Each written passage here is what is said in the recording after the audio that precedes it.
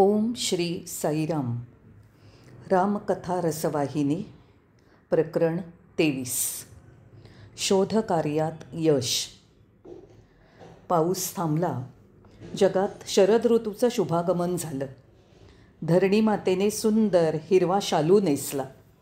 सगळीकडे नवे अंकुर फुटले. लवकरच धरणी मातेने विविधरंगी फुलांनी सजवलेला सुंदर पोशाख केला. आनंद जसा वाढेल तशी हाव कमी होते. त्याप्रमाणे अगस्तीचा तारा आकाशात दिसू लागला तेव्हा पाणीही सुकलं. इच्छा आणि भ्रम दूर झाल्यावर मन जसं निर्मळ आणि शुद्ध होतं तशा नद्या स्वच्छ आणि शुद्ध दिसू लागल्या. लक्ष्मणाला राम म्हणाला, अनुज, सुग्रीवाला आता सावध केलं पाहिजे. लक्ष्मणाने ताबडतोब याची नोंद घेतली आणि दररोज भेटीला आणि दर्शनाला येणाऱ्या हनुमानाला सुग्रीवाला त्याच्या कार्यसिद्धीच्या वचनाची आठवण द्यायला सांगितलं.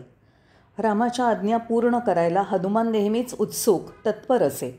त्याने ताबडतोब आणि परिणामकारक अशी सावधानतेची सूचना सुग्रीवाला दिली.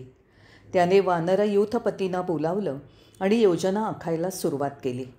सुग्रीवाने प्रत्येकाला नेमून दिलेलं काम पूर्ण करण्यासाठी निश्चय आणि धैर्य निर्माण केलं.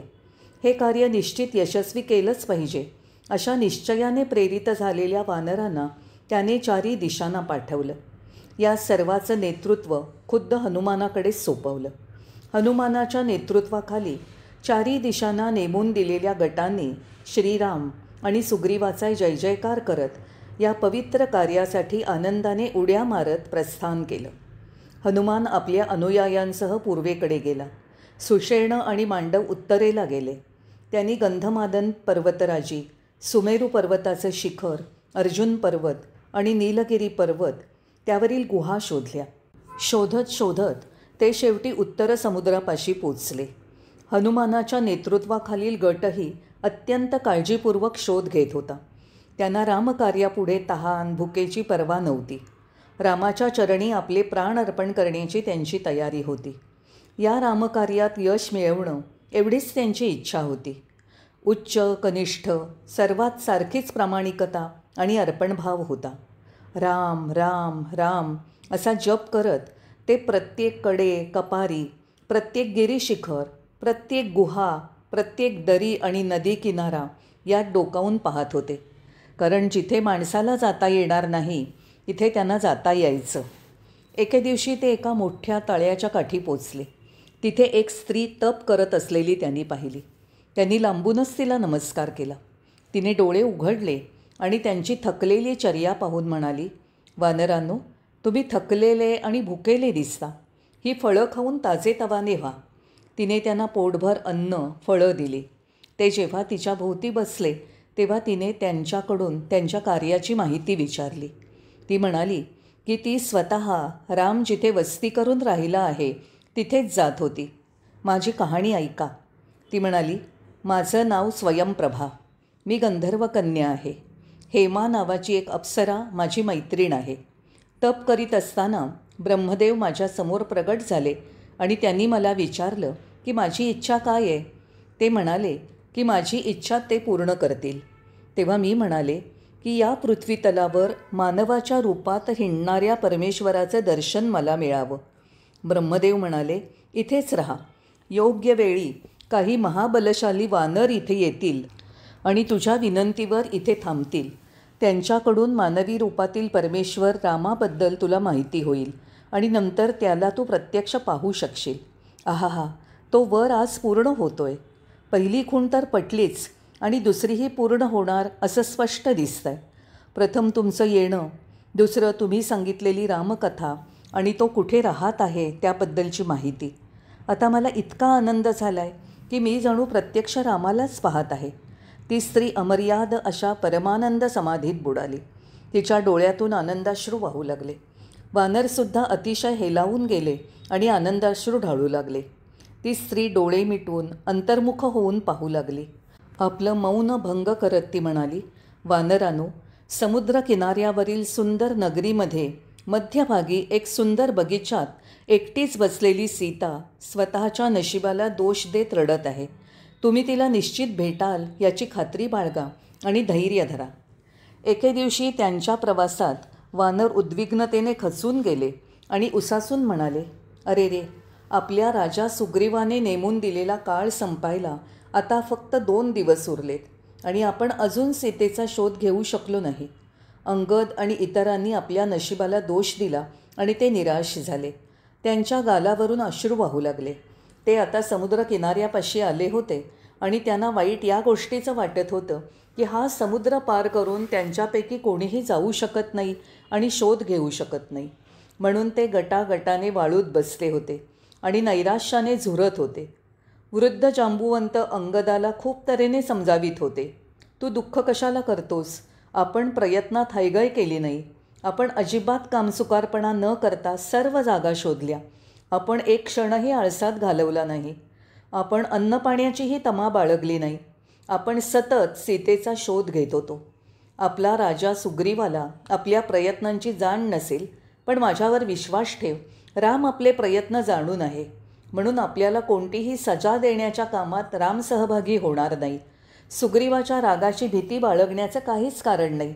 हे रामाचं काम असल्याने त्याचंच नाव घेत आणि त्याचं रूप मनःपटलावर पाहत आपण पुढे चालूया. अशा प्रकारे जांबुवंत अंगदाची समजूत काढत होता.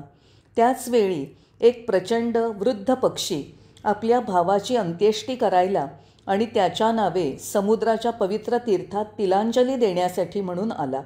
या नवागताभोवती सर्व वानरांनी वेढा घातला. त्यांना वाटत होतं की एखादा राक्षस रूप बदलून आला आहे की काय. तथापि तो पक्षी प्रथम बोलू लागला. तो म्हणाला, वानरांनो, माझं नाव संपाती. मी आणि जटायू भाऊ आहोत. आम्ही गरुड असल्यामुळे पुष्कळ वर्षापूर्वी आम्ही सूर्याच्या दिशेने उडण्याची शर्यत लावली.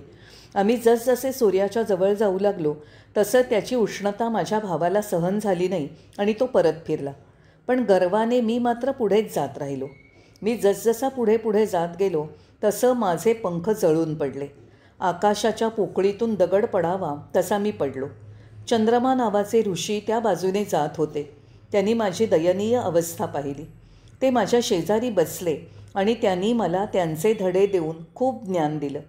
त्यांची शिकवण ऐकून माझा अहंकार नाश पावला. ते मला म्हणाले, हे पक्षीराज, माझे शब्द लक्षात ठेव. येणाऱ्या त्रेतायुगात भगवान नारायण मानवी रूपात येणार आहेत. त्याची पत्नी रावण कोणत्या तरी अज्ञात ठिकाणी नेईल. वानरगण तिचा ठावठिकाणा शोधण्यासाठी या परमेश्वराच्या दूतांना या पवित्र कार्यात गुंतलेले पाहून तुझ्या जीवनाचं सार्थक होईल. आपल्या आयुष्याचं सार्थक झाल्याची हमी तुला मिळेल, कारण त्याच क्षणी तुझ्या पंखात बळ येईल. सीतेला कुठे ठेवलं आहे त्याविषयी माहिती त्यांना देणं हे तुझं कर्तव्य आहे. आज या समुद्रकिनारी माझा भाऊ जटायूची अंत्येष्टी करण्यासाठी मी इथे आलो आहे. तुम्हाला पाहून मला इतक्या वर्षापूर्वी ऋषींनी सांगितलेले शब्द आठवले. एवढंच काय, मला जसे ते शब्द आठवले तसं पहा, माझ्या गुरुचे शब्द खरे ठरले. यावर वानरांनी उत्तेजित होऊन त्याला म्हटलं, संपाती, तुझ्या जीवनाची कथा नंतर सांग. आमची मुदत संपत आली आहे. आम्हाला पटकन सीता कुठे असेल त्याविषयी सांग. तिला काय झालं याबद्दल तुला काय माहिती आहे ते सांग. मग संपातीने अधिक पाल्हाळ लावलं नाही.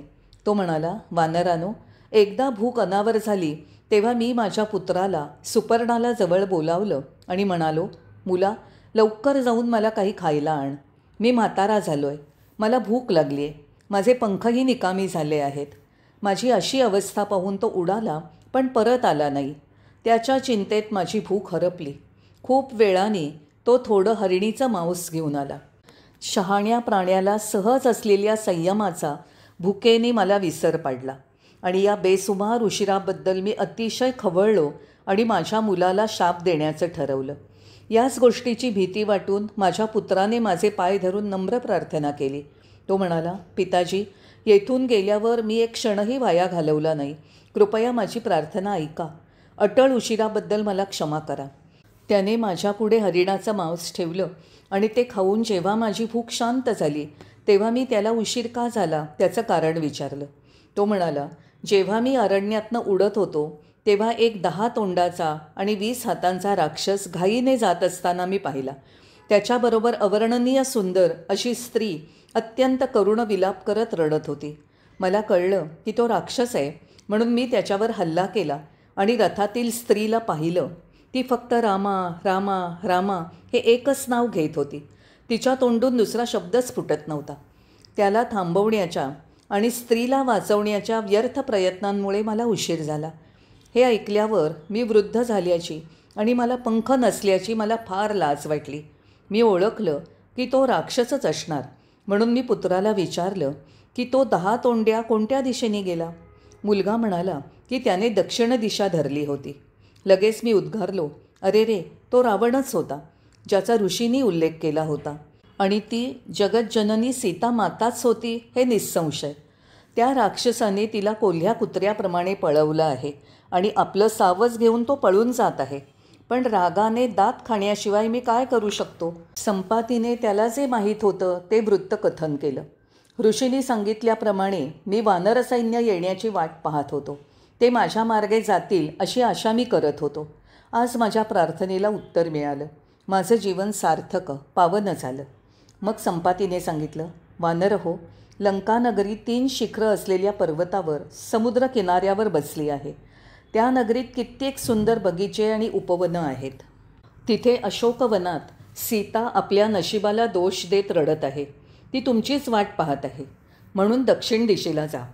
अंगदाने पक्षीराजाला विचारलं की ती अशोकवनात एका झाडाखाली आपल्या दुर्दैवाबद्दल रडत आहे हे त्याला कसं कळलं. संपाती म्हणाला की गरुडांची दृष्टी 400 योजनांचा परिसर एका दृष्टिक्षेपात पाहू शकते आणि तो जर वृद्धापकाळाने जर्जर झाला नसता तर त्यांच्या कार्यात त्याने अजूनही मदत केली असती. आता प्रश्न असा होता की समुद्र कसा पार करायचा. संपाती म्हणाला, हे वानरांनो, जो एका उडीत 100 योजनं पार करू शकेल असं बळ आणि कौशल्य असलेला कोणी जर तुमच्यामध्ये असेल तर रामाने तुमच्यावर सोपवलेल्या कामात तुम्ही यश मिळवू शकाल. तो असं म्हणत असतानाच त्याचे पंख वाढले आणि थोडे फडफडले. तो थोडं अंतर उड्या मारत गेला आणि थोड्याच काळात त्याला खरोखरच उडता येऊ लागलं. ऋषीचे शब्द खरे ठरले होते. संपातीला पंख परत मिळाल्याचं खरोखर आश्चर्य वाटलं. तो म्हणाला, हे वीर वानरांनो, रामाची आज्ञा पाळण्यासाठी तुम्ही तहान भुकेची पर्वा न करता मोठ्या उत्साहाने आणि मेहनतीने प्रयत्नांची पराकाष्ठा केलीत. तुम्ही स्थिर श्रद्धा आणि अथांग भक्ती दर्शवलीत. शोध घेत असता कित्येकदा तुम्ही प्राण धोक्यात घातलेत. हे सर्व सहन करण्याची शक्ती आणि बळ रामच तुम्हाला देत होता. तोच तुमच्याकडून हे कार्य करवून घेत आहे. आता अंतःकरणपूर्वक त्याला प्रार्थना करणं आणि त्याचं ध्यान करणं हे तुमचं कर्तव्य आहे. ते तुम्ही केलंत की तुम्ही नक्कीच सीतेला भेटू शकाल आणि रामाला समाधान देऊ शकाल. त्याच्या कृपेने तुम्ही सहज समुद्र ओलांडून सीतेला भेटू शकाल आणि रामाला आनंद देऊ शकाल. देवाच्या मनात आपण निर्माण केलेला आनंद हेच एकमेव लक्षणीय साफल्य आहे. जे ही देणगी देवाला अर्पण करत नाहीत त्यांच्या जीवनाबाबत आपण काय बोलू शकणार.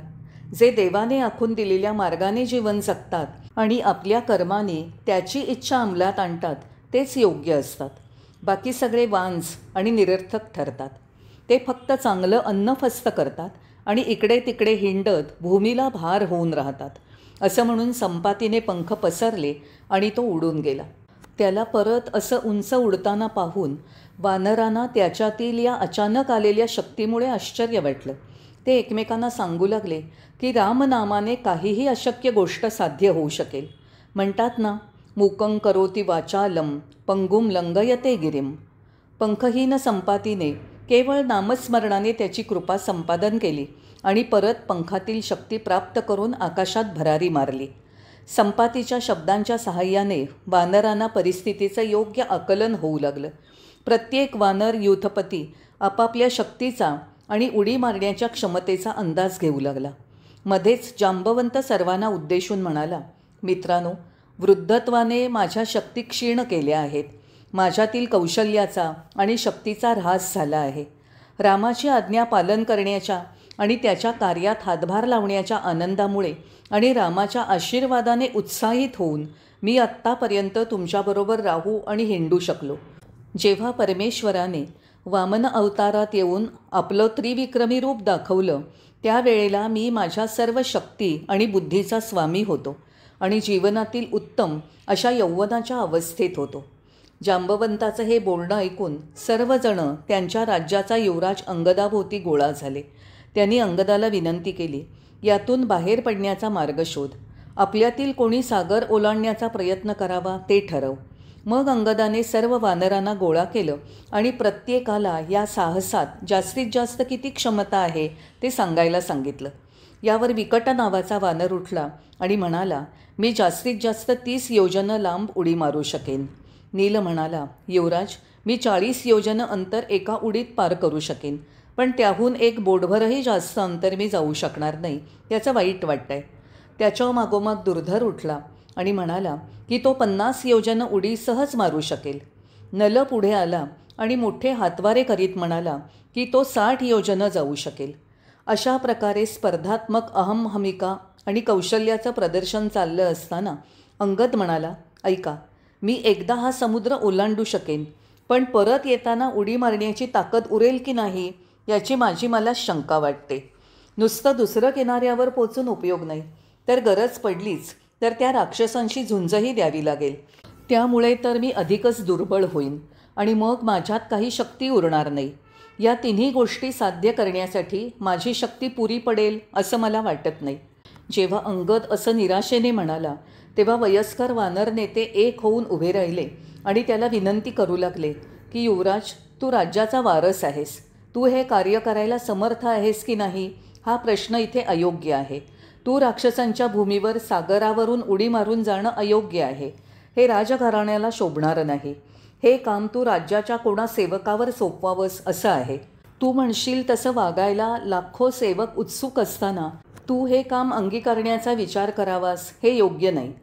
जांबवंत म्हणाला की ही मोहीम दुसऱ्या कुणावर तरी सोपवावी.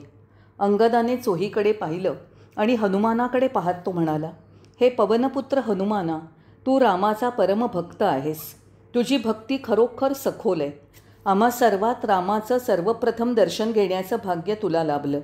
तुझ्या बुद्धिमत्तेने, चातुर्याने आणि नैतिक प्रभावाने तू आपला राजा सुग्रीव आणि प्रभू राम यांच्यात मैत्री संबंध प्रस्थापित केलेस आणि तू आता मौन का पाळत आहेस? आम्ही रामकार्य कसं तडीला न्यावं या अडचणीत सापडलं असताना तू गप्प आहेस. या तुझ्या मौनाचा अर्थ लावायला मी असमर्थ आहे. अंगदाने हनुमानाचा पराक्रम आणखीन वर्णन केला आणि म्हणाला, असं कोणतंही धाडसाचं काम नाही जे तू यशस्वीरित्या पार पाडू शकत नाहीस. तू बलवान आहेस, बुद्धिमानही आहेस, सर्व सद्गुणांनी परिपूर्ण आहेस. स्वतःच्या कौशल्याचं, क्षमतेचं आणि महानतेचं मोजमाप कर. उठ. अंगदाच्या शब्दांसरशी हनुमानात पूर्वीच्या शक्तीचा संचार झाला. तो अचानक हातवारे करत उठला आणि म्हणाला, वानरांनो, तुम्ही सगळे माझी वाट पाहत इथेच थांबा. आजवर डोंगरदऱ्या, अरण्य, मैदानी प्रदेश पालथे घालण्यात तुम्हाला विश्रांतीच मिळाली नाही. या परिसरातील फळं आणि कंदमुळं खात तुम्ही इथेच थांबा. याच क्षणी मी समुद्र ओलांडून लंकेला जातो आणि सीतेला भेटून परत येतो. रामांच्या आज्ञापालनाशिवाय मला दुसरं काम नाही. त्याची कृपा मिळवण्याशिवाय आपल्या आयुष्याचं सार्थक आपण कसं करू शकू? या शब्दांबरोबरच त्याने सर्व वानरांना निरोपाचा नमस्कार करण्यासाठी जोडलेले हात वर उचलले. त्याने युवराज अंगदाचा निरोप घेतला. सर्व वानरगण बेभान होऊन प्रभू रामचंद्रांचा विजय असो, प्रभू रामचंद्रांचा विजय असो असा एका सुरात जय जयकार करू लागले. हनुमानाने मनपटलावर प्रभू रामाची तेजस्वी मूर्ती आणली. एकाच उडीत तो समुद्रावरून दिसेनासा झाला. त्याच्या उड्डाणामुळे जो झंझावात निर्माण झाला तो एवढा प्रचंड होता की पर्वतावरील झाडं उन्मळून त्या वाऱ्याबरोबर उडत गेली. त्याच्या उड्डाणाचा परिणाम एवढा प्रचंड होता की ज्या शिखरावर उभं राहून त्याने उडी मारली ते पाताळात गाडले गेले. हनुमानाला असं उडताना पाहून सागर विचार करू लागला, हा हनुमान रामाचा सेवक आहे.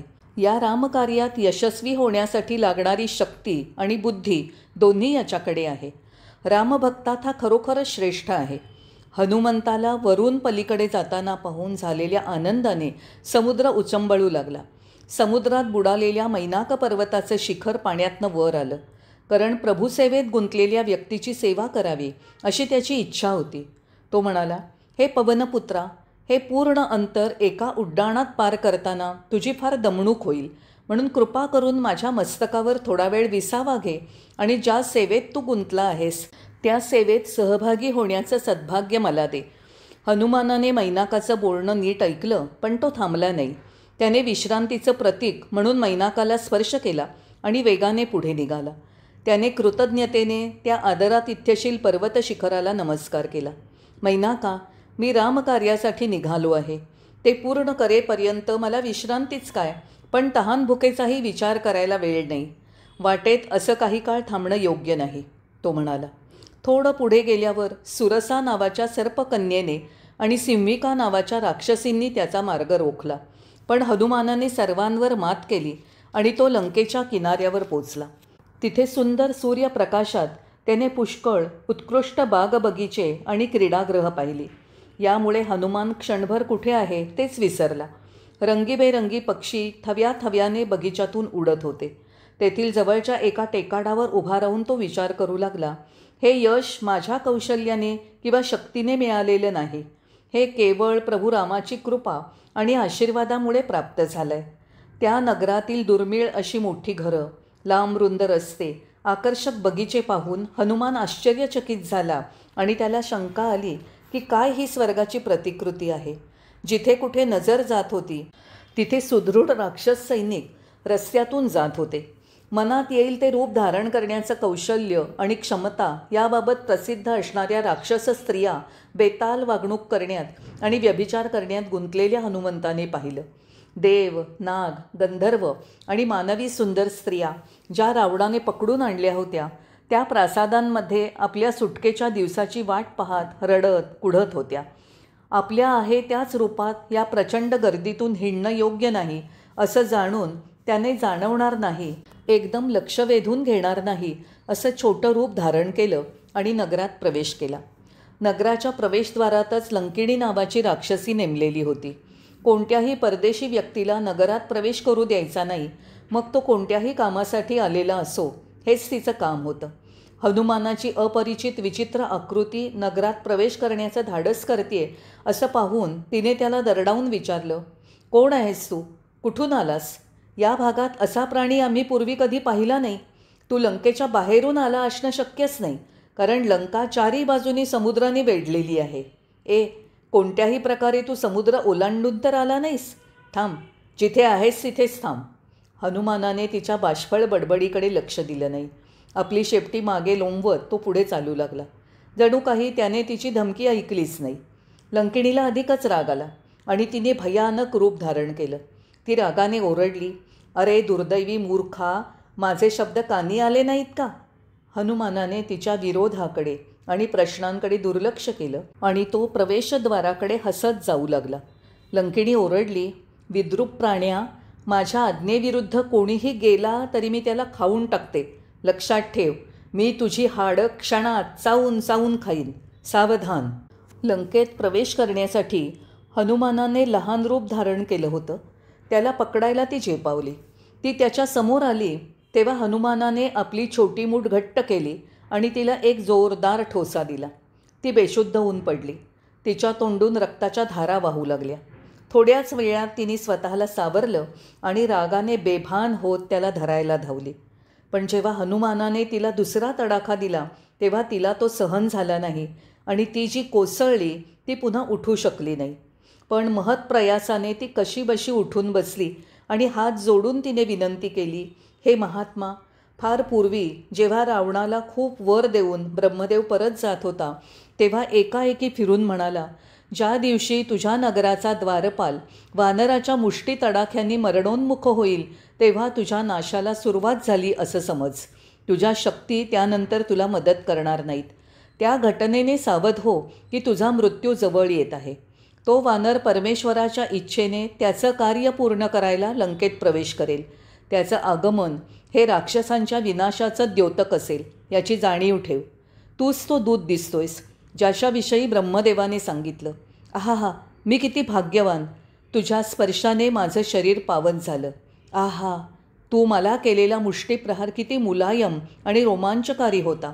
असं म्हणून तिने हनुमानाने जिथे मारलं तिथे कुरवाळत बसली.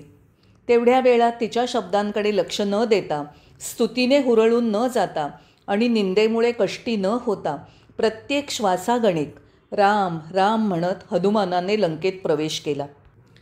तरीही एक विचार त्याला सतावत होता. सीता कुठे आहे याविषयीची किंचितही खूण कोण सांगेल? तिला पाहिल्यावर तीच सीता आहे अशी ओळख कशी पटणार? लोकांची नजर चुकवण्यासाठी त्याने सूक्ष्म शरीर धारण केलं आणि तो एका झाडावरून दुसऱ्यावर उड्या मारत जाऊ लागला. कुणाच्याही लक्षात न येता तो बाजारातून आणि राक्षसांच्या घोळक्यातून हिंडला. अचानक त्याची नजर एका विष्णूच्या देवळाप्रमाणे दिसणाऱ्या घरावर पडली. त्या घराभोवती सर्वत्र तुळशीची झाडं लावली होती. त्याच्या प्रवेशद्वारावर सुंदर कोरीव अक्षरात हरीचं नाव कोरलेलं होतं. ते घर निश्चितच भगवान विष्णूचं मंदिर होतं. हनुमानाला आश्चर्य वाटलं. या घरावर भगवान हरीचं नाव कसं? नक्कीच हे पवित्र स्थान असणार त्याला वाटलं. हनुमानाची उत्सुकता चाळवली गेली. त्याने त्या घराच्या छपरावर उडी मारली आणि आत नक्की काय होत आहे हे पाहण्यासाठी खिडकीतनं डोकावून पाहिलं. त्याच क्षणी एक व्यक्ती अंथरुणावरून उठण्याआधी आळस झटकत हरीचं नाव घेत उठत होती. हरीचं नाव कानावर पडताच हनुमानाला अतिशय आनंद झाला. लंकेतही हरीचं नाव घेणारी माणसं आहेत हे समजल्यावर त्याला उत्साह वाटला. त्यामुळे सीतेचा शोध अधिक धैर्याने आणि कमी साशंकतेने घ्यावा असं त्याला वाटू लागलं. निर्भयतेचा संचार झाल्यासारखं त्याला वाटलं. या घराचा मालक भक्तिमान आणि चांगला दिसतो. कदाचित तो मला सीतेचा ठाव ठिकाणा सांगू शकेल. दोघंही भगवंताच्या एकाच रूपाचे उपासक असल्याने मदत करायला त्याला विनंती करता येईल. या कल्पनेने हनुमानाने ब्राह्मण पुरोहिताचं रूप धारण केलं आणि त्या घरात प्रवेश केला. त्या घराचा मालक बिभीषणाला त्या अपरिचित व्यक्तीला पाहून क्षणभर संशय वाटला. तरी तो ब्राह्मण असल्याने मग तो कोणी का असेना त्याचं आदरातिथ्य केलं पाहिजे असं त्याला वाटलं. म्हणून पुढे येऊन त्याने हनुमंताला नमस्कार केला. स्वामी, आपलं मूळ स्थान कोणतं? आपण कुठून येत आहात? रस्त्यातील राक्षसांच्या नजरेला न पडता आणि त्यांचा त्रास चुकवून आपण कसे आलात? बिभीषणाने विचारलं. त्याने आपल्या अतिथीला राक्षसांच्या क्रूर वागणुकीच्या कथा सांगितल्या आणि हनुमंताच्या धाडसाचं आणि निर्भयतेचं कौतुक केलं. हनुमान म्हणाला, मी हरीचा दास आहे. माझं नाव हनुमान. प्रभू रामचंद्राने मला पाठवलं म्हणून मी आलो आहे. आणि मग त्याने प्रभूच्या साधुत्वाचे आणि त्याच्या सद्गुणांचे थोडं तपशीलवार वर्णन केलं. तो रामाचं वर्णन करीत असताना बिभीषणाच्या गालावरून अश्रू ओघळत असलेले हनुमानाने पाहिलं. आहा, काय आनंद घेऊन हा दिवस उगवला आहे. काय माझं सद्भाग्य. आज उठल्या उठल्या शांती आणि आनंद देणारे हे सुंदर शब्द कानावर पडत आहेत. बिभीषणाने मनातल्या मनात विचार केला. या सर्व घटना म्हणजे रामाचीच कृपा असं हनुमानाला वाटलं. लंकेसारख्या या भयप्रद ठिकाणी हरिभक्तीत भिजलेली एखादी व्यक्ती असावी याचं त्याला आश्चर्य वाटलं. त्याने विचारलं, श्रीमन, या दुष्टतेने भरलेल्या वातावरणात तुम्ही निर्भयपणे कसे राहू शकता? बिभीषण म्हणाला, ही भगवंताची कृपा. कारण आपण किती जगावं हे त्याने ठरवल्याप्रमाणे आपल्याला जगणं भाग आहे. त्यापासून सुटका नाही. तोच या भौतिक जगाचा स्वामी असल्याने त्याचे नियम आपल्याला टाळता येत नाहीत की बदलता येत नाहीत. अणकुचीदार दातांच्यामध्ये जीभ नाही का तोंडात फिरत? चावलं जाण्यापासून तिला कोण सांभाळतं? तसाच मी इथे राहत आहे. माझं पुरे. मला असं सांगा की कोणत्या कामानिमित्त तुला इथे पाठवलं आहे? हा माणूस चांगला आहे आणि अशा माणसाबरोबर संबंध नक्कीच फलदायी ठरतील हे हनुमानाने जाणलं. बिभीषणाच्या प्रश्नांना उत्तरं देण्यासाठी कृतज्ञतेने त्याने कित्येकदा रामाचं नाव घेतलं आणि आपलं कार्य त्या शुद्ध मनाच्या बिभीषणापुढे उघड करायला परवानगी देण्यासाठी प्रार्थना केली. त्याला वाटलं की या माणसापासून एकूण परिस्थिती लपवणं योग्य नाही. प्राथमिक माहिती विचारण्यासाठी तो म्हणाला, श्रीमन, आपलं नाव काय आहे आणि लंकेत आपण काय करता? हनुमानाच्या या नम्रतेने आणि सदाचरणाने प्रभावित झालेला बिभीषण म्हणाला, महाशय, मी एक दुर्दैवी व्यक्ती आहे. मी रावणाचा भाऊ असून माझं नाव बिभीषण आहे. मी अगदी करुणाजनक संकटात अडकलो आहे, कारण मला मनाप्रमाणे हरीचं नामस्मरण करता येत नाही. हे ऐकून हनुमानाला वाटलं की त्याला उत्तर मिळालं. आनंदाने एक उंच उडी मारून तो म्हणाला, मी प्रभू रामाचा दूत आहे. मी सीतेचा शोध घ्यायला आलो आहे.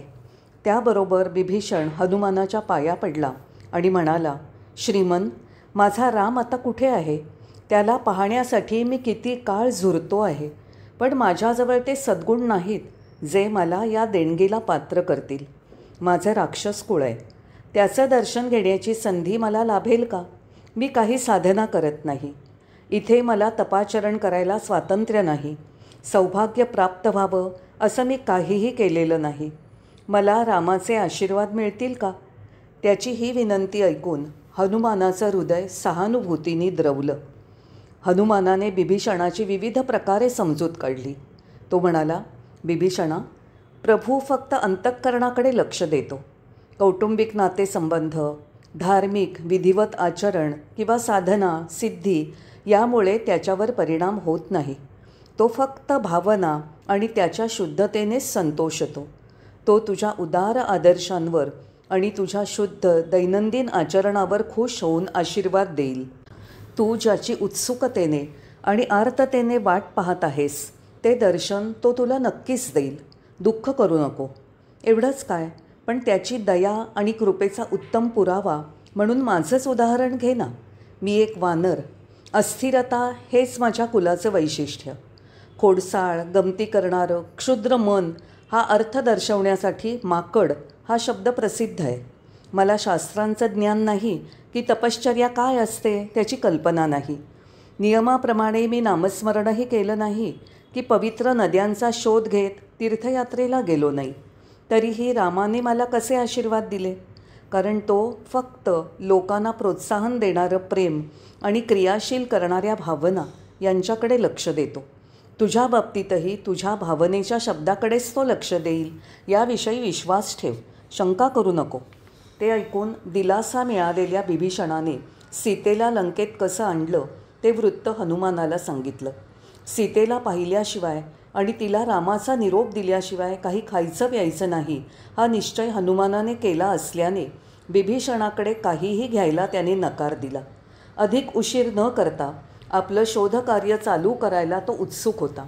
पण बिभीषणाने त्याला सावकाश आणि सावधपणे जायला सांगितलं आणि तो जाण्याआधी रावणाच्या साम्राज्याची शक्ती आणि दोष यांची माहिती करून घ्यायला सांगितलं. त्याने स्वतःच यावर थोड्या सविस्तरपणे हनुमानाला माहिती करून दिली. त्यानंतर आपल्या मोहिमेवर जायला त्याने हनुमानाला परवानगी दिली. सीता खरोखर लंकेत होती याचा हनुमानाला एवढा आनंद झाला की त्या आनंदात ती निश्चित कुठे आहे हे विचारायला तो विसरला. त्याने अनेक वाड्यांमध्ये शिरून ती तिथे कुठे आहे का याचा शोध घेतला. तिथे त्याला कित्येक स्त्रिया मद्यपान आणि नृत्य यांनी बेहोश स्थितीत बिछाण्यावर पडलेल्या आणि क्षुद्र विलासांमध्ये लोळणाऱ्या अशा दिसल्या. रामाने सीतेच्या सद्गुणांचं आणि वैशिष्ट्यांचं जे वर्णन केलं होतं त्यानुसार शोध घेत त्याने कित्येक स्त्रीकडे निरखून पाहिलं, पण त्याला सीता दिसली नाही. जवळजवळ निराश होऊनच त्याने जवळच्या शिखरावर उडी मारली आणि पुष्कळ वेळ खोलवर परिस्थितीचा विचार केला. सीतेला भेटल्याशिवाय आणि तिला सांत्वना दिल्याशिवाय माझं कार्य पूर्ण न करता मी रामाकडे कसा परत जाऊ? त्यापेक्षा या पलीकडच्या समुद्रात बुडणं बरं. हाय दैवा, माझं जीवन निरर्थक ठरलं. धिक्कार असो माझा. तो स्वतःशीच असा विचार करू लागला. त्याचवेळी त्याने एक सुंदर हिरवागार सुबक बगीचा काही अंतरावर उठून दिसत असलेला पाहिला. शिखरावरून उतरल्यावर लक्षात आलं की सभोवताली उंच वाडे असल्यामुळे आणि तो बगीचा खोलात असल्याने त्याला जमिनीवरून शोध घेत असता ते स्थान लक्षात आलं नव्हतं. यापुढे काय करावं हे लक्षात न आल्याने तो बिभीषणाच्या वाड्याकडे जलद गेला आणि पाहिलं तर बिभीषण रामनामात रंगून गेला होता. हनुमंताला पाहून बिभीषण उठला आणि मैत्रीयुक्त आणि स्नेहपूर्ण पद्धतीने त्याला सामोरा गेला. त्याने विचारलं, हनुमंता, तू सीतेला भेटलास? हनुमानाने निराशा व्यक्त केली, पण बिभीषणाने माहिती पुरवली. हनुमाना, या नगरात अशोकवन नावाचा बगीचा आहे. तिथे भयंकर क्रूर आणि शक्तिशाली राक्षसांच्या पहाऱ्यात सीतेला ठेवलं आहे. माझी पत्नी आणि कन्या तिची सेवा करत आहेत. त्याने हनुमानाला बगीच्याकडे आणि त्या स्थानाकडे जाणारा रस्ता सांगितला. हनुमान मग एक क्षणभरही थांबला नाही. लवकरच तो त्या बगीचात पोचला. ज्यांनी त्याला पाहिलं ते प्रश्न विचारू लागले आणि ओरडू लागले, कारण त्याचं रूप त्यांच्यासाठी विचित्र आणि वैशिष्ट्यपूर्ण होतं. हे लक्षात आल्यावर हनुमंताला असं वाटलं की त्याची आकृती फारच ठळक आणि लोकांचं लक्ष वेधून घेणारी होत आहे आणि म्हणून त्याने अणुरूप धारण केलं. एका फांदीवरून दुसरीवर उड्या मारत पानाच्या मागे लपत त्याने अशोकवन गाठलं. तिथे त्याने अन्न आणि झोप नसल्यामुळे कृश आणि अशक्त झालेली स्त्री एका झाडाखाली बसलेली पाहिली. तिच्यावर पहारा करणारे भयानक दिसणारे राक्षस तिने आपला निश्चय बदलावा आणि इच्छा बदलावी म्हणून तिला भीती घालत होते. इतक्यात ढोल ताशे आणि तुताऱ्या वाजवत घोडेस्वारांची एक भव्य मिरवणूक त्या ठिकाणी आली. त्या मिरवणुकीच्या शेवटी रत्नालंकार आणि सुंदर राजेशाही पोशाख केलेली कोणी राजघराण्यातली व्यक्ती हनुमानाने पाहिली. त्याच्या मागोमाग शेकडो दास्या हातात रत्नालंकार, रेशमी वस्त्र, मिठाई, सुगंधी द्रव्य घेऊन येत होत्या. हिरव्या पानांच्या आच्छादनात स्वतःला लपवत हनुमान जवळच्या झाडावरून तो देखावा पाहू लागला. निश्चितच तो रावण दिसत होता, कारण तो सीतेसमोर तिच्या प्रेमाची भीक मागत होता. क्रूर शिक्षेच्या भीतीने तो तिच्याकडून कबूल करवू पाहत होता. हनुमानाने ऐकलं की आजूबाजूच्यांना तो तिला त्रास द्यायला आणि प्रसंगी जखमी करायलाही सांगत होता. एवढ्या सगळ्या बोलण्याच्या गदारोळात त्या नाजूक आणि दुर्बल स्त्रीने डोळे वर करून एकदाही रावणाकडे पाहिलं नाही. ती फक्त एवढंच म्हणाली, मूर्ख, दुष्ट, क्रूर माणसा, फक्त रामाचाच माझ्यावर अधिकार आहे, इतर कुणाचाही नाही. विरह व्यथेच्या अग्नीने मी माझं शरीर दग्ध करीन, पण मी माझ्या निश्चयापासून ढळणार नाही. यावर विश्वास ठेव आणि सावध हो. हनुमानाने निश्चयी शब्द ऐकले आणि त्याची खात्री पटली की तीच सीता आहे. हे जाणल्यावर त्याचं मन शांत आणि स्थिर झालं. लवकरच निराशेने चवताळलेल्या आणि अपमानाने रागावलेल्या रावणाने तिला धमकी दिली. त्याने तिला 1 महिन्याचा अवधी विचार करायला आणि राजी होण्यासाठी दिला. तो आणि ती घोडेस्वारांची मिरवणूक दासदासी भेटवस्तूंसकट परतली. हे सगळे तिथून गेल्यावर सीतेने मस्तक वर आकाशाकडे करून निश्वास सोडला. रामा, अजूनही तुझ्या हृदयात दया उत्पन्न होत नाही का? या छळवादाने तू माझी अवहेलना करतोयस. या सर्वातनं मी केव्हा मुक्त होणार? असं म्हणून तिने अश्रूंना वाट मोकळी करून दिली. पहारेकरी राक्षसातील त्रिजटा नावाची राक्षसी रामाच्या चरणकमलाशी विनम्र अशी होती. ती भौतिक ज्ञान आणि आध्यात्मिक अनुभव मिळवलेली भक्त होती. सीतेवर पहारा करणाऱ्या आपल्या सख्यांना ती म्हणाली, मैत्रिणींनो, काल रात्री मला एक स्वप्न पडलं होतं. ते मी तुम्हाला सांगावं असं वाटतंय. पण त्याआधी आपण सीतेची आदरयुक्त सेवा करूया आणि तिची कृपा संपादन करूया. कारण माझ्या स्वप्नात जे मला दिसलं ती गोष्ट विचार करण्यासारखी आहे. त्याची कहाणी ऐका. मी असं पाहिलं की एक वानर लंकेत शिरलाय. त्याने राक्षसांचा विध्वंस केला आणि लंकेला आग लावली. रावण विवस्त्र होता. तो सर्व प्राण्यात कशावर बसला असेल तर गाढवावर, आणि ते गाढव भराभर दक्षिण दिशेला चाललं होतं. आणि मी पाहिलं त्याचं डोकं भादरलेलं होतं. याशिवाय मी असंही पाहिलं की त्याचे हात धडापासून कापलेले होते. बिभीषणाला लंकेच्या सम्राटपदाचा अभिषेक झाला होता. या भूमीवर सर्वत्र रामाचा जय जयकार ऐकू येत होता. मग रामाने सीतेला बोलावणं पाठवलं. माझ्या राक्षस भगिनीनो, लक्षात घ्या की मी कधीही स्वप्न पाहिलं नाही. मला कधी स्वप्न पडत नाही. म्हणून जर मला कधी स्वप्न पडलंच तर नक्की समजा की ते सत्यात उतरणार. स्वप्नात जसं घडलं तसंच घडणार. एवढंच नाही तर हे स्वप्न खरं ठरायला फार काळही लागणार नाही. 4-5 दिवसातच या गोष्टी घडताना दिसतील. हे स्वप्न ऐकून राक्षस स्त्रियांना आश्चर्य वाटलं. त्या ताबडतोब सीतेच्या पाया पडल्या आणि गुपचूपपणे आपल्या दैनंदिन कामाला लागल्या. त्रिजटेचं हे वागणं पाहून सीता म्हणाली, त्रिजटे, माझ्या भोवतालच्या पहाऱ्यातील एक म्हणून रामानेच तुला पाठवलं असणार. खरोखर तुझ्यासारख्या काही थोड्या स्त्रिया या लंकेत असल्यामुळे माझ्यासारख्या दुर्दैवी व्यक्ती आपलं शील आणि चारित्र्य टिकवून राहू शकत आहेत. नाहीतर माझ्यासारख्या स्त्रियांचं भवितव्य काय? आत्ता रावणाने काय म्हटलं ते तू ऐकलंस ना? त्याने 1 महिन्याची मुदत दिली आहे. जर 1 महिन्यात राम आला नाही तर माझं किंवा असं म्हणणं योग्य ठरेल की या शरीराचे तुकडे करून कावळ्यांना आणि गिधाडांना घातले जातील. रामाची अर्धांगिनी असताना असं भयानक नशीब या शरीराच्या वाट्याला यावं हे मी सहन करू शकणार नाही. या शरीराची यापासून लवकरच सुटका करण्याचा काही उपाय सांग. झाडाच्या शेंड्यावरून हनुमान हे बोलणं ऐकत होता. त्याला सीतेचे तसे नैराश्ययुक्त बोलणं ऐकून अतिशय वाईट वाटलं. यावर त्रिजटा तिच्या पाया पडली आणि तिला विश्वास देत म्हणाली, माते, अशी निराश होऊ नकोस. राम काही सामान्य जीव नाही. त्याचं शौर्य आणि पराक्रम अतुलनीय आहे आणि तो तसाच राहील. तो तुझी नक्कीच सुटका करेल. तो लवकरच येईल आणि आपल्या हातात तुझे हात धरेल. धैर्य सोडू नकोस. तिने प्रेमळ शब्दांनी तिची सांत्वना केली आणि ती घरी गेली. या संधीचा फायदा घेऊन हनुमान खालच्या फांदीवर आला आणि बरोबर सीतेच्या समोर त्याने रामाने दिलेली अंगठी टाकली. जणू काही अत्यंत शुद्ध किरणाच्या ज्योतीप्रमाणे ती चमकली. हनुमान परमानंदात राम राम असा जप करायला लागला. जेव्हा सीतेच्या नजरेला ती अंगठी पडली तेव्हा ती आश्चर्यचकित झाली. हे सत्य आहे की मी स्वप्न पाहते? हे सत्य असू शकेल का?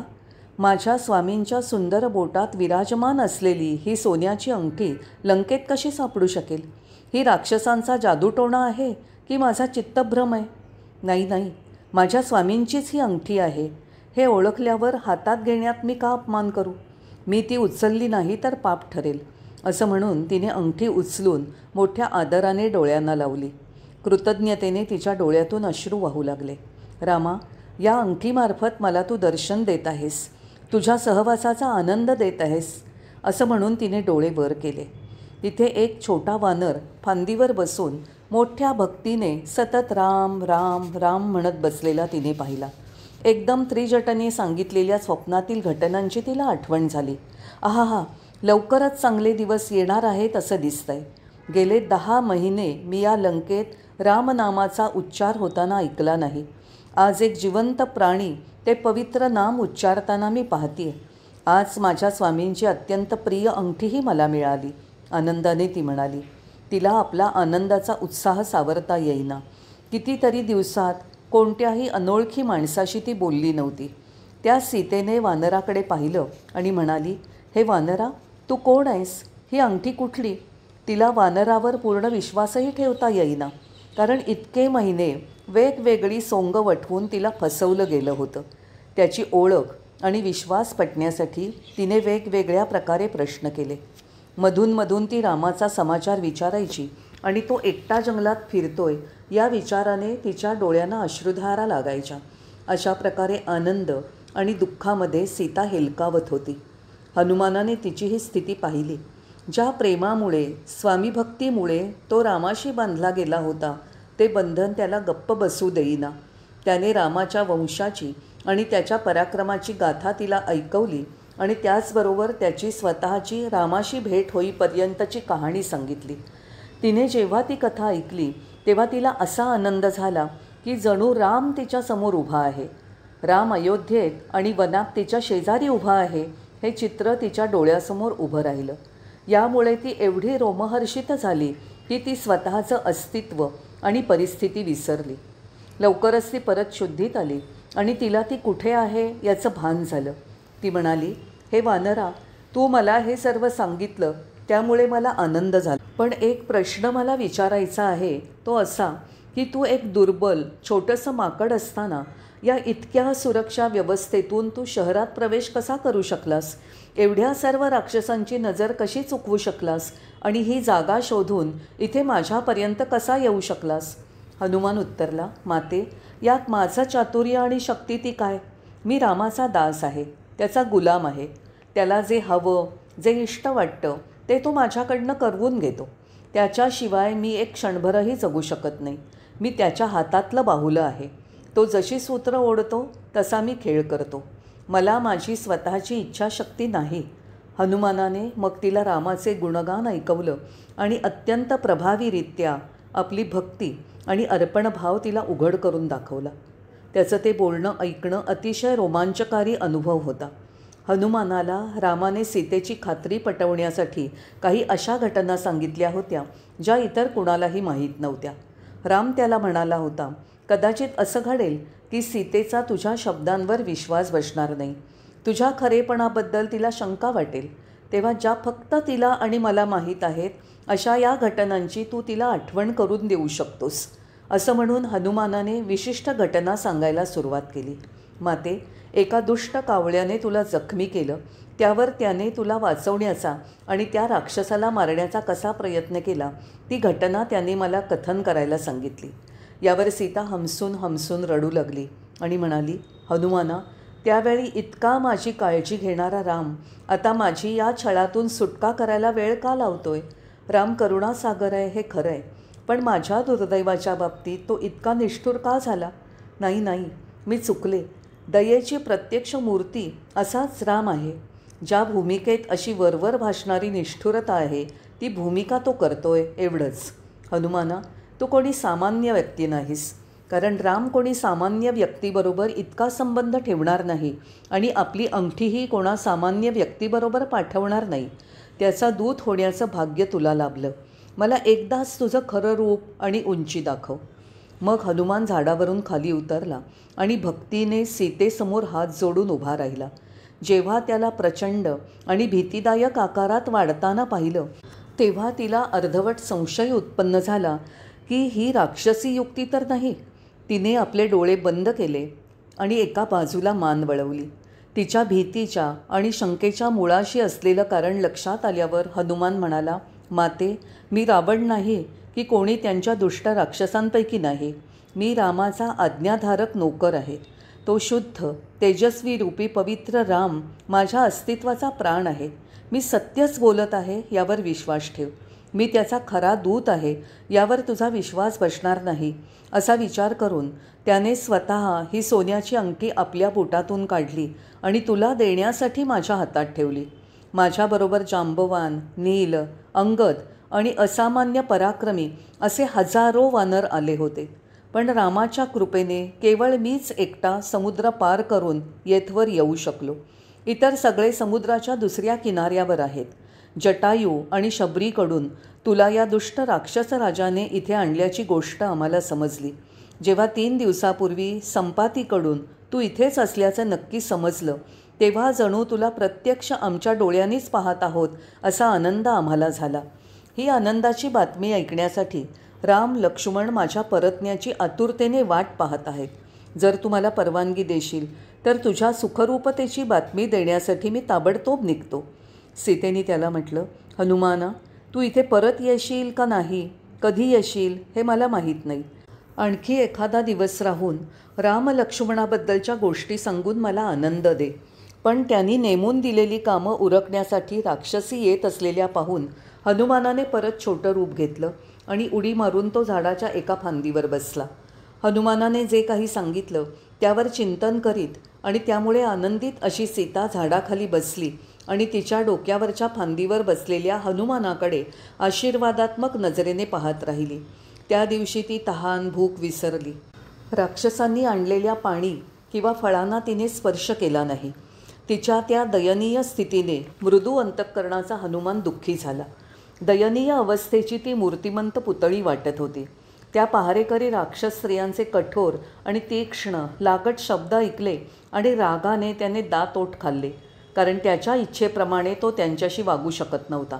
त्याने कसं वागावं ते केवळ सीताच सांगू शकत होती. काही वेळाने बिभीषणाची पत्नी सरमा आणि मुलगी त्रिजटा झाडापाशी आल्या आणि उदासपणे बसलेल्या सीतेच्या पाया पडल्या. त्यांनी तिच्या तब्येतीची चौकशी केली. त्या दोघी सीतेच्या बाबतीत पक्षपाती असल्याने सीतेने त्रिजटाचं स्वप्न कसं सत्य ठरलं आणि खरोखरच एक वानर त्या स्वप्नाप्रमाणे कसा लंकेत प्रवेशला आहे हे सांगितलं. सरमा आणि त्रिजटाने जे काही घडलं ते ऐकलं तेव्हा त्या उत्तेजित झाल्या आणि त्यांनी उत्सुकता दर्शवली. सर्व माहिती समजण्यासाठी त्यांनी सीतेवर प्रश्नांचा भडीमार केला. सीतेने त्यांना फांदीवर बसलेला वानर दाखवला आणि त्याने आणलेली अंगठी दाखवली. दोघींनी मोठ्या आदराने ती अंगठी डोळ्यांना लावली. सीतेला एकटीला भेटण्याची संधी हनुमान पाहत होता आणि लवकरच त्याला तशी संधी मिळाली. हनुमानाने खाली उडी मारली आणि हळू आवाजात सीतेला म्हणाला, माते, अशी दुःखी आणि चिंतित बसू नकोस. माझ्या पाठीवर बस. मी तुला राम लक्ष्मण आहेत तिथे घेऊन जातो. ते तुझ्या बातमीची वाट पाहत आहेत. त्याची ही योजना तिने मान्य करावी म्हणून हनुमानाने खूप गळ घातली. सीता म्हणाली, हनुमाना, तू असं बोललास हे ऐकून मी खरोखरच आनंदित झाले. मी दुःखात बुडाले आहे आणि विरह दुःखातून बाहेर पडायला धडपडत आहे. वादळात नावेचा सहारा मिळावा तसे तुझे गोड शब्द वाटत आहेत. पण माझ्या खात्रीशिवाय मी कोणत्याही परपुरुषाला स्पर्श करणार नाही, हे तुला माहीत नाही का? असं असताना मी तुझ्या पाठीवर कशी बसू? विचार कर. सीतेचे हे शब्द तीक्ष्ण मर्मभेदक होते. त्या शब्दांनी हनुमानाचं हृदय भेदलं आणि अशी अनादरणीय कृती करण्याचं सुचवल्याने त्याच्या मनाचा क्षुद्रपणा आणि अहंकार उघडा पडला होता. पण हनुमान लवकरच सावरला आणि म्हणाला, माते, मी तुझा पुत्र नाही का? जर पुत्राने आईला पाठीवर बसवलं तर त्यात काय बिघडलं? त्यापासून काय वाईट परिणाम होतील? त्याने त्याच्या योजनेच्या समर्थनार्थ अनेक मुद्दे आणि युक्तिवाद केले. उत्तरादाखल सीता म्हणाली, हनुमान, तुझ्या माझ्या पुत्र आणि मातेच्या भावना सत्य आहेत, पण जग काय विचार करत असेल हे ध्यानात घे. आपण तोही मुद्दा लक्षात घेतला पाहिजे, हो ना? आपण असंच वागलं पाहिजे की आपली जीवनं दुसऱ्यासाठी आदर्श ठरतील. आपण आपल्या वागणुकीने दुसऱ्यांची निंदा, तिरस्कार, उपहास ओढवून घेता कामा नये. आपल्याकडे कोणी उपहासाने बोट दाखवता कामा नये. या उपरही आपल्या कृतींमुळे आपल्यालाच आत्मसमाधान मिळालं पाहिजे. एखाद्या कृतीमुळे मला समाधान मिळणार नाही हे मला माहीत झालं की मी ती कृती कधीच करणार नाही. माझा जीव गेला तरी हरकत नाही, पण दुसऱ्यांच्या मदतीची अपेक्षा मी कधीही करणार नाही. याशिवाय ज्या दुष्ट राक्षसाने मला इतका त्रास दिला आहे त्याला माझ्या रामाने मारलंच पाहिजे. त्यानेच ही जबाबदारी पार पाडली पाहिजे. दुसऱ्या कुणालाही हे काम करता येणार नाही. त्याने स्वतः या लंकेत आलं पाहिजे. या रावणाला मारून स्वतः हात धरून या सीतेला परत नेलं पाहिजे. ही खरी पराक्रमाची खोड आहे आणि तो पराक्रम रामात आहे. ते शौर्याचं लक्षण आहे. या रावणाकडे पहा. चोरासारखा दुसरं सोंग करून आला आणि माझ्या स्वामीपासून मला चोरून आणलं. पण राम धर्मस्वरूप आहे. तो सद्धर्माचरणाचे नियम पाळतो. दिलेला शब्द तो पाळतो. जेव्हा अशी बातमी पसरेल की रामाने एका वानराला पाठवलं आणि रावणाला न समजता वानराकरवी सीतेला आणवलं, तेव्हा त्याची अप्रतिष्ठा होईल. तू सुचवल्याप्रमाणे इथून बाहेर सटकणं हा नक्कीच द्रोह होईल. आपण अशी नीच युक्ती करता कामा नये. आपल्या प्राणपणाने आपण रामाची प्रतिष्ठा जपली पाहिजे. त्याची प्रतिष्ठा ही आपण अंतःकरणात पूजत असलेली देवता आहे. आपला विचार, उक्ती आणि कृतीने तिला अपाय न करता आपण ती प्रतिष्ठा सांभाळली पाहिजे. तुझ्या सूचनेने या कारणामुळे मला समाधान झालं नाही. तिच्या निष्कलंक गुणांचं, स्वामीभक्तीतील एकनिष्ठतेचं आणि ती जे आदर्श बाळगते त्यांच्या महानतेचं हनुमानाला कौतुक वाटलं. त्याने मनातल्या मनात तिची स्तुती केली आणि तिच्या शब्दांपासून प्रेरणा मिळवण्यासाठी लक्षात ठेवलं. तो म्हणाला, माते, मला क्षमा कर. जो छळवाद तू सहन करतेस आणि तुझ्या वियोगाचं दुःख राम कसा सहन करतोय हे मी माझ्या डोळ्यांनी पाहिल्याने तुला लवकरात लवकर स्वामींच्या कमलचरणाशी घेऊन जावं असं वाटूनच मी ही कल्पना उराशी बाळगली. हे जर चूक असेल तर मला क्षमा कर. मोठ्या पश्चात्तापाने तो परत तिच्या पाया पडला. यावर सीतेने त्याला राम लक्ष्मण अरण्यात कसे राहत आहेत यावर परत परत खूपदा प्रश्न विचारले. पुरुषांची चिंता काय करायची? ते काय कोणतीही यातना किंवा ओझं सहन करू शकतात. मोठ्या धैर्याने ते पत्नी विरह सहन करू शकतात. पतीपासून दूर राहण्याने स्त्रियांना भीती वाटते, म्हणून बायकाच जास्त त्रास सहन करतात. हनुमान म्हणाला, माते, अर्थातच राम लक्ष्मण ठीक आहेत, पण त्यांची तुलना सामान्य पुरुषांबरोबर करू नकोस. हे योग्य नाही. राम प्रत्येक क्षण तुझ्या विचारात आणि तुझ्यापासून वियोगाच्या विचारात घालवत आहे आणि म्हणूनच त्याचं तहान किंवा भूक याच्याकडे लक्ष नसतं. लक्ष्मणाने प्रेमाने आग्रह केल्याशिवाय तो थोडी थोडी फळं खात नाही किंवा पाणी पित नाही. रामाने स्वतःच आपल्या हाताने एखादा घोट पाणी प्यायला आहे असा प्रसंग मला तरी आठवत नाही. असं समजू नकोस की ते तुला विसरलेत किंवा तुझ्याकडे दुर्लक्ष करत आहेत. पापण्याने डोळ्यांचं संरक्षण करावं तसा लक्ष्मण रामावर नजर ठेवत आपले दिवस घालवत आहे. तो रामाच्या श्वासांचाही श्वास झाला आहे. तो तुझ्या वियोगानेही दुःखित आहे आणि भावाचंही दुःख पाहण्याचं दुःख त्याला सहन करावं लागतं आहे. रामाव्यतिरिक्त दुसऱ्या कोणताही विचार त्याला नाही. असा जणू पाषाण हृदयी झाला आहे. तोच अथक आणि पूर्ण अशा धैर्याचा आणि धारणेचा स्रोत बनला आहे. या 10 महिन्यात तो झोपला नाही किंवा त्याने अन्नग्रहण केलं नाही. दोघा भावांची अशी करुणाजनक माहिती हनुमान सांगत असताना सीता जणू रामाच्या तिच्याबद्दलच्या प्रेम आणि वात्सल्याने आश्चर्यचकित झाल्याचं दाखवत होती. परत परत ती म्हणाली, हो, तू सुद्धा पुरुषांचंच दुःख सांगणार. स्त्रीच्या दुःखाबद्दल तुला काय समजणार? तुला काय कल्पना येणार? हनुमान जे सांगत आहे त्यावरती विश्वास बसत नसल्यासारखी भासवत होती. तिने हनुमानाचे भाव पाहिले आणि त्याच्या शक्ती आणि बुद्धीचं तिला कौतुक वाटलं. राम आणि हनुमान भेटीची आणि प्रेम स्वामीभक्तीच्या बंधनात बांधलं जाण्याच्या प्रसंगाची हकीकत आठवून तिला खूप आनंद झाला. सरतेशेवटी तिला हनुमान आणि त्याच्या कार्याविषयी विश्वास वाटला. परत परत हनुमान विनंती करत होता, माते, ही विरहव्यथा का सहन करायची? अशा दुःखात आणि त्रासात दिवस आणि महिने का उगीच वाया घालवायचे? कृपया माझ्या पाठीवर बस. एका क्षणात मी तुला रामाच्या समोर घेऊन जातो. तिच्या नैतिक, आध्यात्मिक, व्यावहारिक आणि कायदेशीर युक्तिवादानंतरही त्याचाच मुद्दा रेटायचा हनुमानाचा प्रयत्न सीतेच्या ध्यानात आला. म्हणून या विषयावर संभाषण बंद करण्यासाठी तिने मर्मभेदक शब्दच वापरले पाहिजेत असं ठरवलं. ती म्हणाली, हनुमाना, तू रामाची आज्ञा कसोशीने पाळणारा आहेस की नाही? हनुमान उत्तरला, अर्थातच. त्याची आज्ञा मोडण्याऐवजी अथवा त्याच्या शब्दाची अवहेलना करण्याऐवजी मी माझे प्राण त्यागणं पत्करेन. असं म्हणून आपल्या शब्दांना वजन देण्यासाठी त्याने आपली छाती ठोकली. ठीक आहे, विचार कर. रामाने तुला माझा शोध घेऊन मला भेटून मी कुठे आहे ही माहिती आणायला सांगितलं की मला बरोबर घेऊन यायला सांगितलं? या प्रश्नाने हनुमान चूप झाला. त्याला विनंतीचा रेटा लावता आला नाही. तो म्हणाला, माते, माझ्या सूचनेच्या परिणामावर मी इतका खोल विचार केला नाही. मी परत क्षमा मागतो. त्यानंतर त्याने त्या विषयावर अवाक्षरही काढलं नाही. जय साईराम.